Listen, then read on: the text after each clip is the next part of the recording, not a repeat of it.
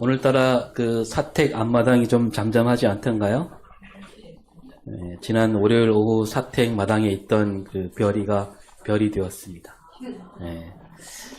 저희가 여기 거문도로 들어오던 해 어느 날 애들이 학교 다녀오다가 예쁜 그 새끼 강아지를 안고 들어왔는데 아직 젖도 떼지 않은 걸 데리고 와서 다시 젖 먹이라고 보냈다가 그렇게 데리고 온 별이가 이제 만 10년을 넘게 살았고 그동안 뭐 많은 유전자를 남겼습니다.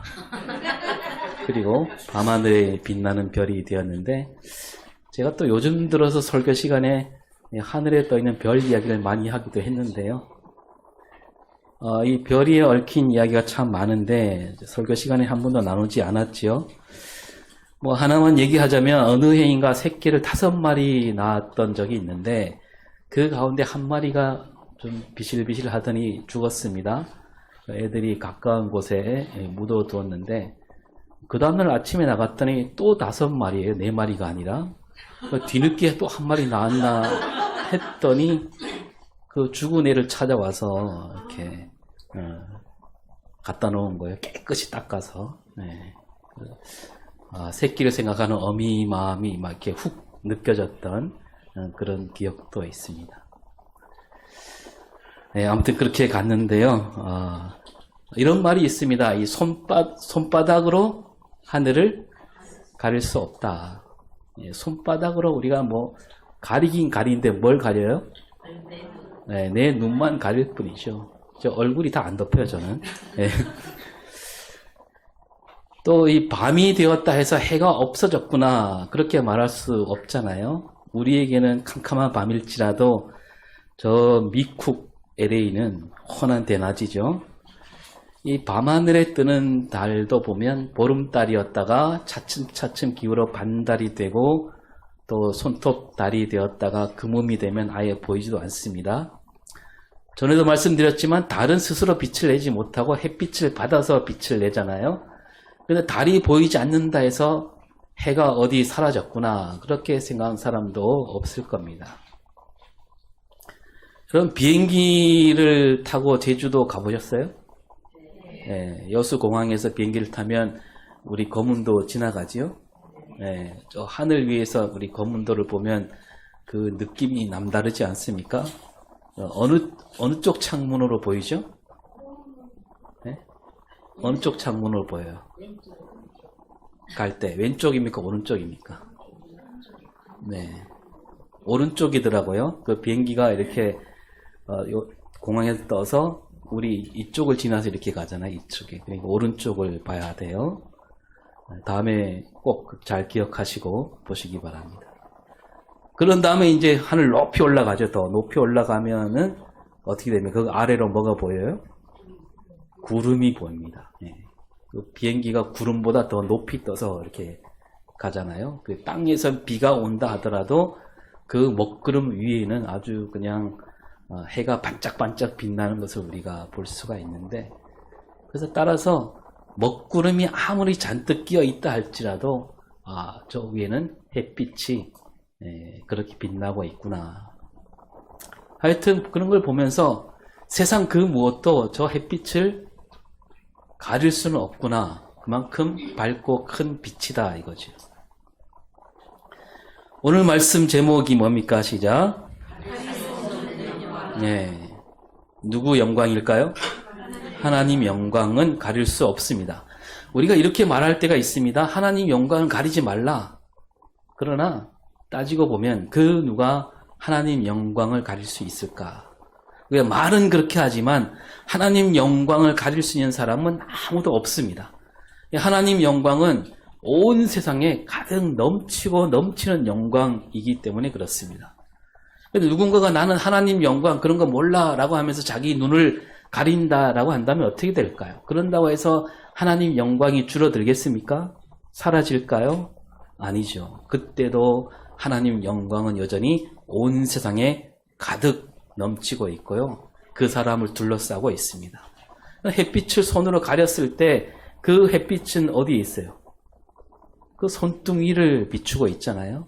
또 눈을 감고 있어도 그 눈꺼풀을 비추고 있고 마찬가지로 하나님 영광은 온 세상 구석구석에 가득합니다. 그 영광을 알아보지 못하는 사람이 있을 뿐이지요. 우리가 잘 아는 말씀 이사야 6장 3절 읽어볼까요? 거룩하다 거룩하다 거룩하다 만군의 여호와여 그의 영광이 온 땅에 충만하도다. 예, 하나님 영광은 온 땅에 가득하다. 가득하다 못해서 넘치고 남는 그런 영광이지요. 왜 그렇습니까? 이 세상은 하나님이 지으셨기에 아무것도 없는 그 캄캄했던 곳 하나님께서 말씀으로 세상을 하나하나 다 지으셨습니다. 그래서 우리 눈에 보이는 모든 것, 아니 보이지 않는 아주 작은 것부터 또 아주 크고 넓은 저 우주 끝까지 다 하나님 손길이 서려 있는 거죠.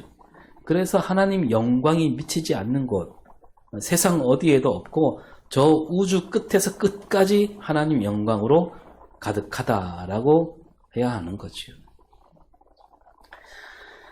이 1517년 종교개혁이 일어날 때 그 개혁 정신을 이렇게 간추릴 수가 있는데 5가지죠. 오직 성경, 오직 그리스도, 오직 은혜, 오직 믿음, 오직 하나님께 영광. 5가지.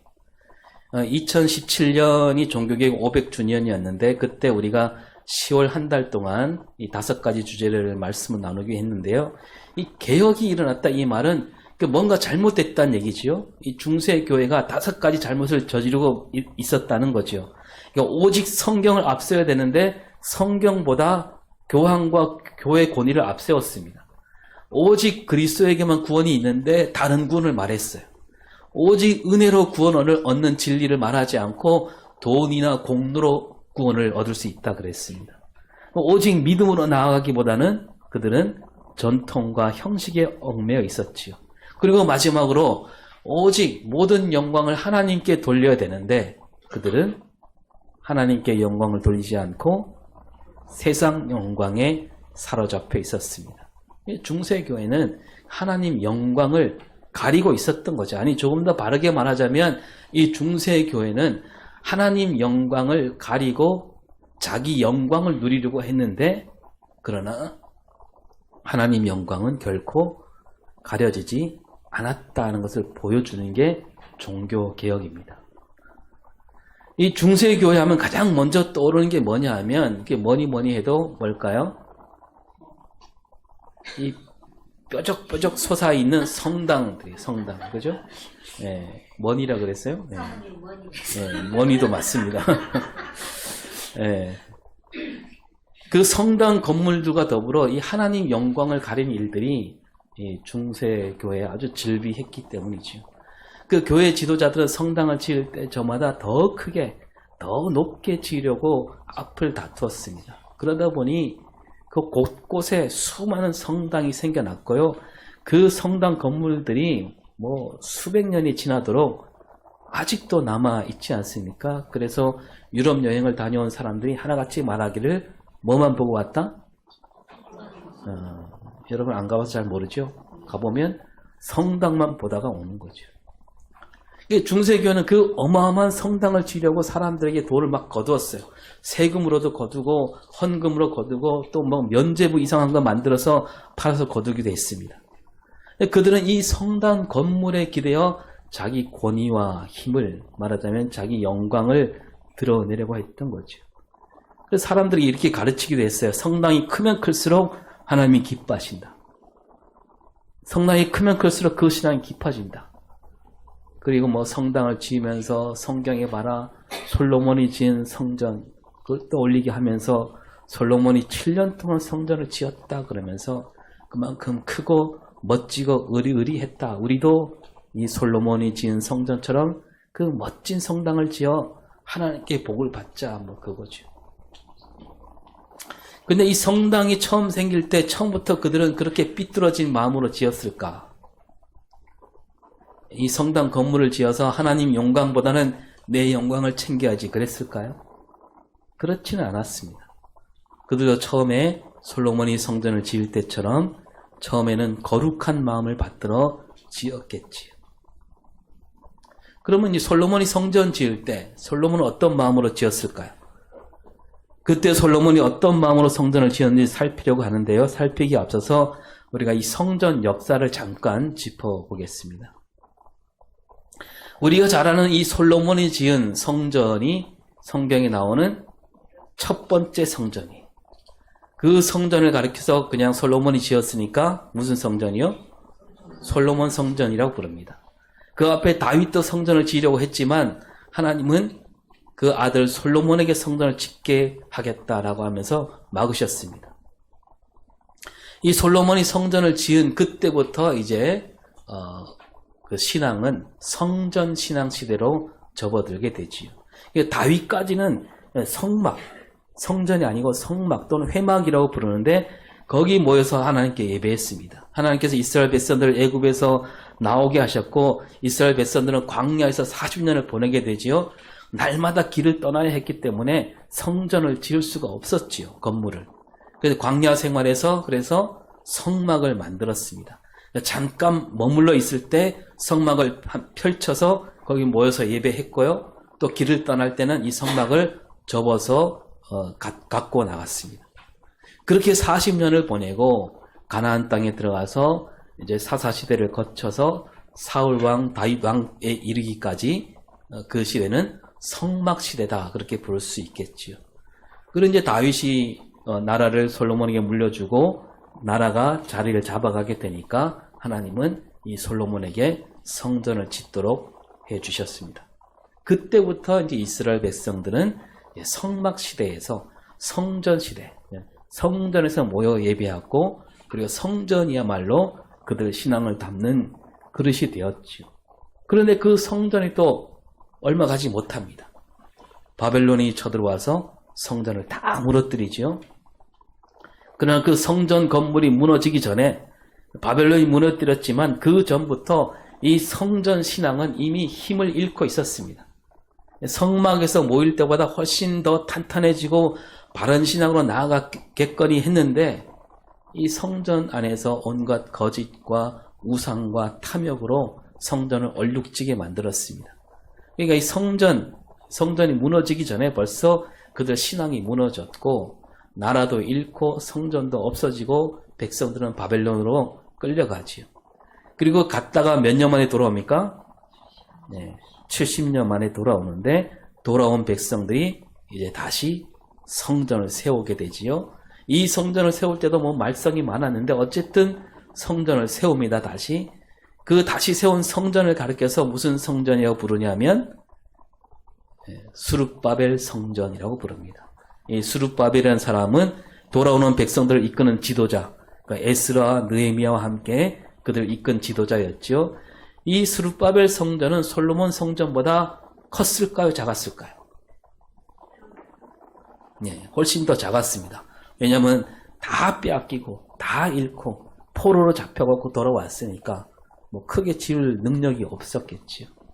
이 성전이 바로 언제까지 이어지냐면 예수님 시대까지 이어집니다. 예수님이 태어나실 때 예수님을 죽이려 했던 왕이 헤롯 대왕인데 이 헤롯 대왕은 유대인이 아니라서 그 솔로몬 성전보다 훨씬 작은 이 스룹바벨 성전을 보면서 더 고쳐서 더 크게 지으려고 했어요. 말하자면 뭐예요? 성전을 더 크게 증축 혹은 리모델링이죠. 이 헤롯 대왕은 그렇게 시작을 했는데 곧 죽고 말지요. 그래도 이제 공사는 계속돼서 다 짓기까지 60년이 걸립니다. 그리고 얼마 지나지 않아서 그 성전마저 무너지게 됩니다. 예수님이 말씀하셨듯이 돌 위에 돌 하나도 남기지 않고 무너지게 되는 그 로마 군대가 무너뜨렸지요. 그러니까 다시 조금 거슬러 올라가서 보면요. 이 바벨론에서 돌아온 백성들이 성전을 다시 짓기는 했지만 그 신앙은 새로워지지 않았습니다. 성전 건물은 올라갔는데 그들 신앙은 새롭게 되지 않았다는 얘기예요. 그들이 지은 성전에 그러니까 뭐냐면 하나님 영광이 들지 않았던 겁니다. 그들은 하나님 영광을 받아들이지 않고 그저 성전이 다시 있어야 되니까 그래서 지은 거죠. 그래서 예수님 시대에 오니까 그 성전이 어떻게 됐습니까? 하나님 영광은 고사하고 성전이 더 더러워졌습니다. 저마다 자기 이속을 차리는 장터가 되고 말았죠. 서로 장터가 되면 어떻습니까? 서로 속고 속이니까 예수님은 그 성전을 가리켜 강도들이 설치는 소굴이다라고 소리치셨습니다. 그리고 예수님이 십자가에 달려 돌아가실 때 그 성전에 있던 휘장이 어떻게 돼요? 위로부터 갈라집니다. 그 말은 뭐냐면 이로써 이제 성전 시대도 끝났다라는 뜻이죠. 자, 그렇다면 이 솔로몬이 지은 성전, 그 처음 지을 때부터 이 성전은 잘못된 길로 접어들었을까요?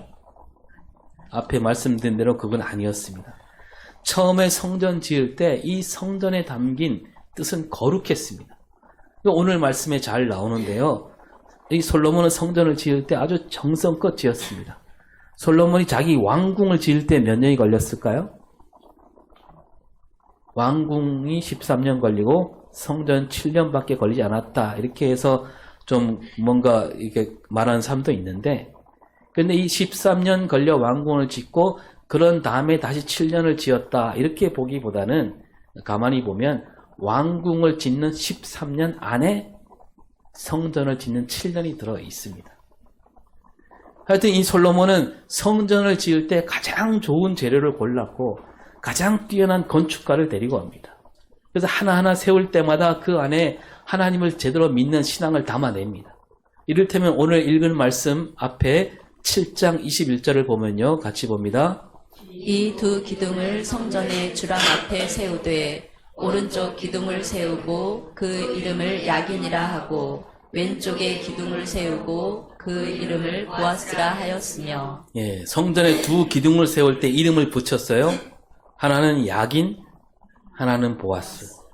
이름의 뜻이 있습니다. 오른쪽에 있는 야긴은 여호와께서 세우신다는 뜻이고 왼쪽에 있는 기둥 보아스는 여호와께서 힘이 되신다는 뜻이죠. 그러니까 여호와께서 세우신다. 이 이스라엘 민족과 나라를 하나님이 세우시고 신앙도 이렇게 세우신다는 뜻이죠. 다 쓰러져가는 이스라엘 민족을 다시 세웠다는 것을 뜻합니다.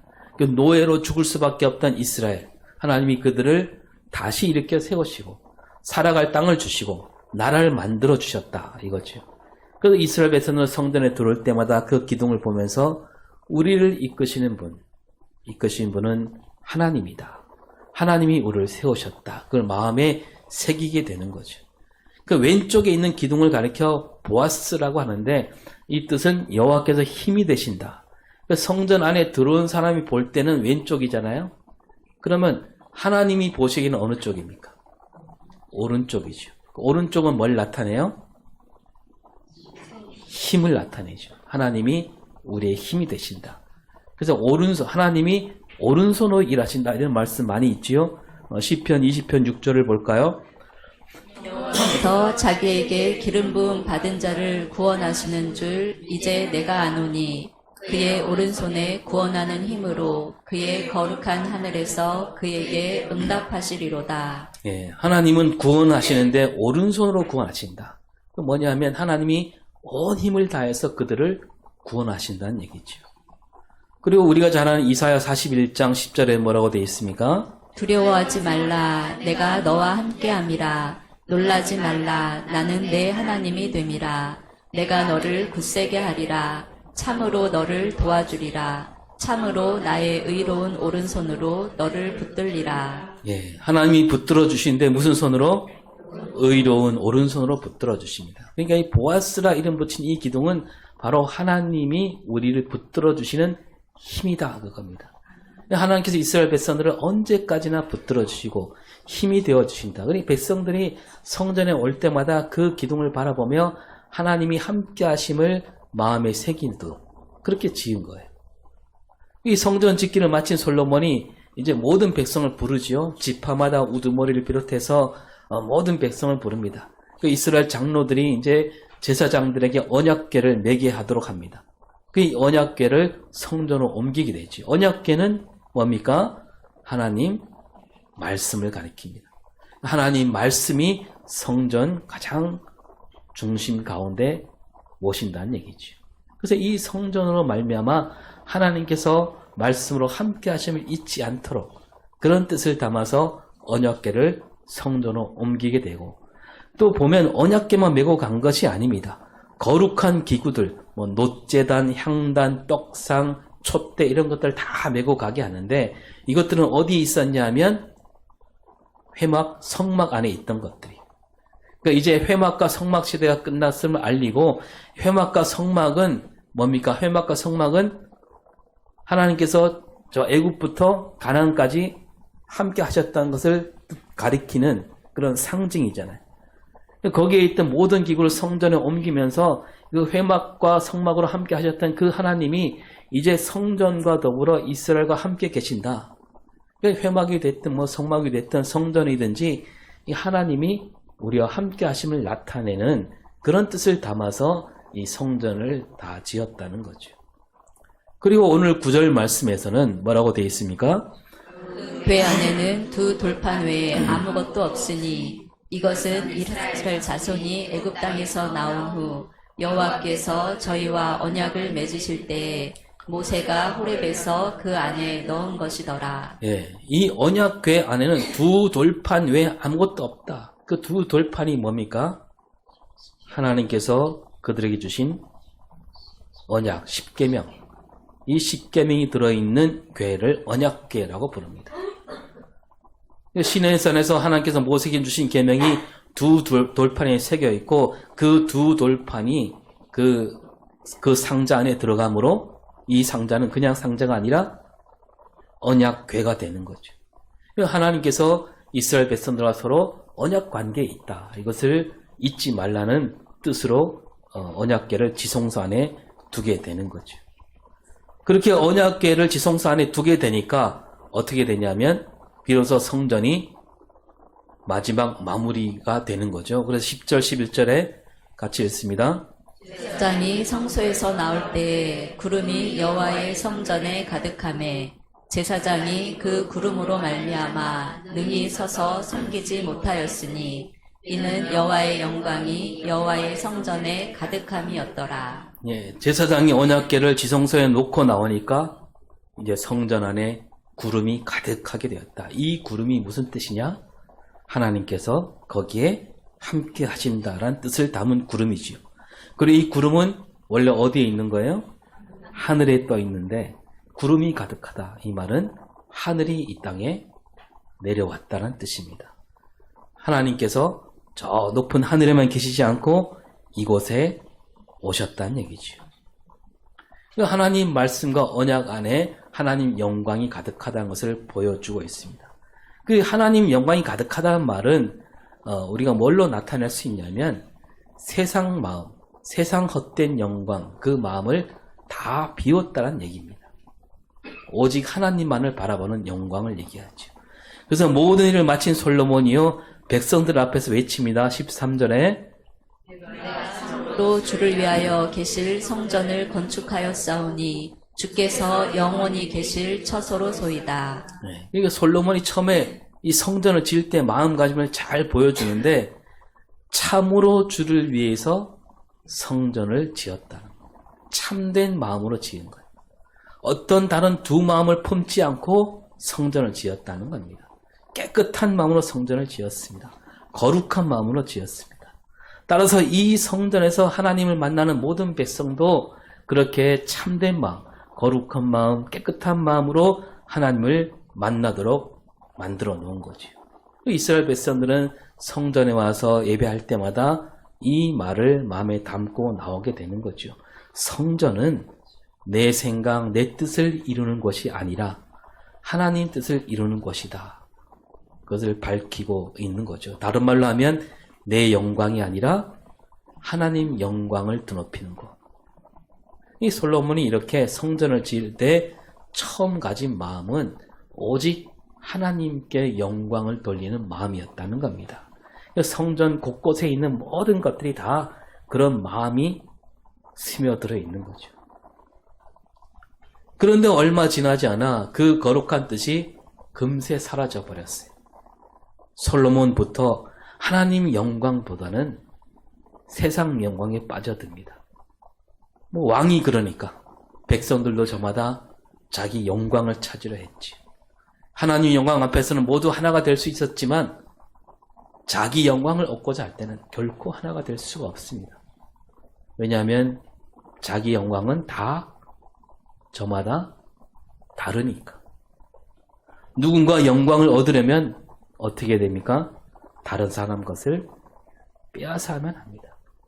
서로 싸우다가 그만 갈라지고 말았고, 나라가 갈라지고 갈라진 다음에도 그들은 서로 자기 영광, 세상 영광을 따라갔죠.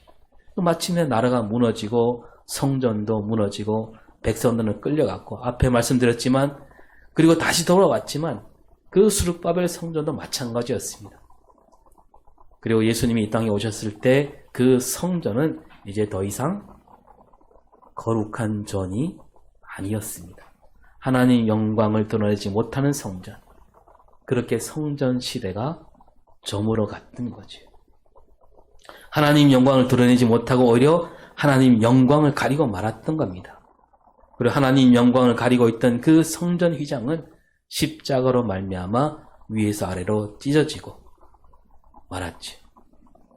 그렇게 보면 그들은 성전으로 처음에는 하나님 영광을 가득한 그 성전이었는데 그 성전으로 하나님 영광을 가리게 되었습니다. 그러나 그 영광을 가렸지만 하나님 영광은 결코 가릴 수 없다는 그 역사가 성경에 나와 있는 거죠. 그 초대교회 시대에 어떻게 됐습니까? 성전이 없었어요. 그들이 모일 때는 건물 안에서 모이지 않았습니다. 모임이 교회가 되었습니다. 그 모임 안에 이제 하나님 영광이 서려 있게 된 거죠. 그래서 그 초대교회가 우리 신앙의 본보기가 되는 거죠. 근데 거기서 끝나지 않았어요. 역사가 다시 되풀이되죠. 초대교회를 지나 이제 박해가 끝나고 모든 사람이 예수를 믿게 되니까 또 이상하게 됩니다. 중세로 접어들면서 아까 말씀드린 대로 성당 건물이 하나 둘씩 들어서게 되죠. 그리고 그 성당은 마침내 또 하나님 영광을 가리는 가림막이 되고 그 하나님 영광을 가리고 온갖 더러운 짓을 일삼게 됩니다. 그러나 또 하나님 영광은 그렇다고 해서 가려지지 않습니다. 이러한 로마 가톨릭에 맞서서 종교개혁을 일으킨 개혁자들, 그들로 하나님 영광이 이어지게 됩니다. 하나님 영광을 돌리는 길은 건물에 있지 않고 건물보다 함께 모이는 모임이 곧 교회이며 함께 모여 하나님을 예배할 때 그것이 곧 하나님께 영광을 돌리는 길이라고 믿는 그 개혁자들로 말미암아서 다시 하나님 영광은 이어지고 있는 거죠. 그 하나님 영광은 말씀과 더불어 온 눈에 비추게 됩니다. 그래서 이 중세시대에 성당 그늘에 눌려있던 그 사람들도 그 하나님 영광을 바라보게 되었던 거죠. 그렇게 해서 개신교회가 이 땅에 다시 그 모습을 드러내게 됩니다. 그리고 500년이 흘렀습니다. 그러면 오늘 우리 교회 안에 그 종교개혁을 이어받은 우리 교회 안에는 과연 하나님 영광이 가득할까요?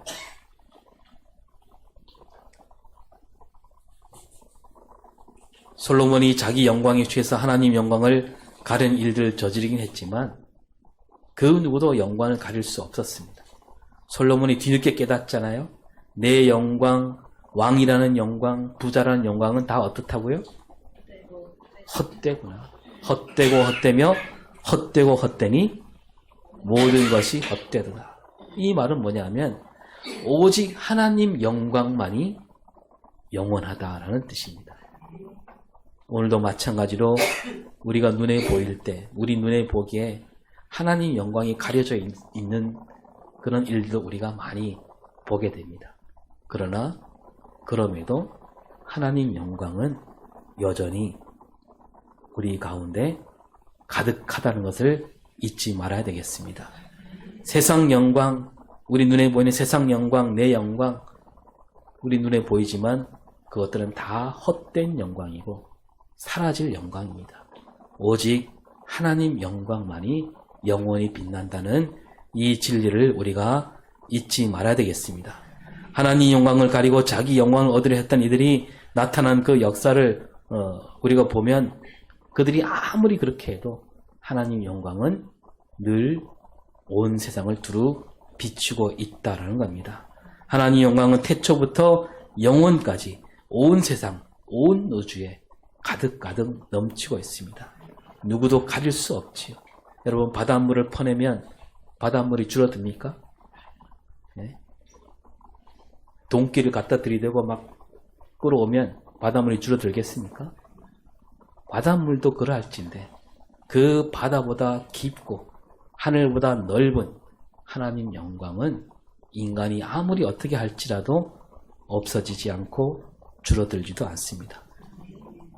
또 반대로 누군가 내가 하나님께 영광을 이만큼 보탠다 해서 하나님 영광이 더 많아지겠습니까?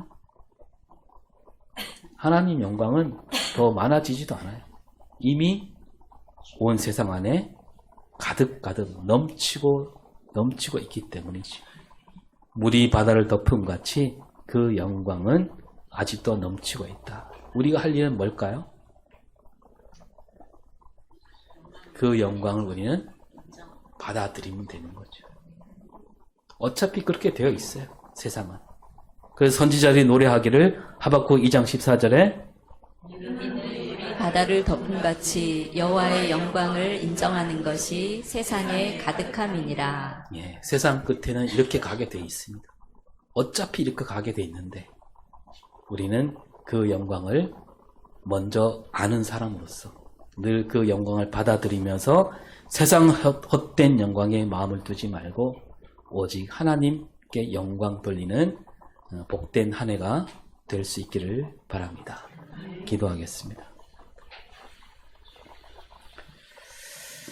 하나님 영광은 저 태초부터 영혼까지 빛나는 가득 넘치는 영광이라고 했습니다. 하나님, 우리가 그 영광을 먼저 믿고 아는 사람으로서 오직 하나님 영광을 드러내며 살아가는 우리 삶과 신앙이 되게 하여 주시옵시고, 아직 하나님 영광을 알지 못하는 이들에게 그 영광을 비추며 살아가는 우리가 되게 하여 주시옵소서.